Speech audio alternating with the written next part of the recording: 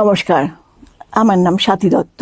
আমি একজন beauty therapist. অনেক দিন ধরে আপনি এই ওয়ার্ল্ডে রয়েছি। আচ্ছা, আপনি কি আমায় চেনেন? না, হয়তো চিনতেও পারেন, হয়তো নাও চিনতে পারেন। আর না চিনলেও কোনো ক্ষতি নেই, আজকে দেখলেই চিনতে পেরে যাবেন। যাই হোক, আজকে আমি খাপ চালাতে রয়েছি আপনাদের সঙ্গে। আম, দেখুন, একটা কথা বলি। হয়তো আপনি সানস্ক্রিন লোশনটা কেনেননি, তাহলে আপনি কি করবেন? একটা কাজ করুন। আপনার বাড়িতে কি অ্যালোভেরা জেলটা আছে? ভীষণ ভালো। অ্যালোভেরা জেলটা লাগিয়ে আপনি বেরিয়ে পড়তে পারেন, তাহলে ওটা সান প্রোটেকশনের কাজ করবে। আর একটা কথা বলছি, যে অনেকে কিভাবে জানেন তো, বাড়িতে মানে অ্যালোভেরা গাছ থাকলেই মনে করে আরে ওই গাছটা ভাঙবো আর মুখে লাগাবো। একদম না। আসলে আমি দেখেছি, গুগলেও কিন্তু তাই লেখা আছে। গুগলের সব কথা শুনবেন না কিন্তু, তাহলে কিন্তু বিপদে পড়বেন।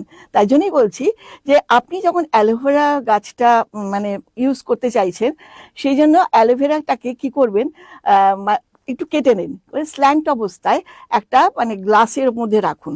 ওই দেখবেন সারা রাত যখন রাখবেন, তখন দেখবেন একটা হলুদ রঙের একটা রস বেরোচ্ছে।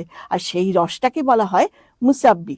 আগেকার দিনে জানেন, যারা ফুটবল খেলতো তারা কিন্তু এই মুসাব্বিটা লাগাতো পায়ে মচকে গেলে। এসব আমাদের বাবা কাকাদের কাছে শোনা। তারপর কি করবেন বলুন তো?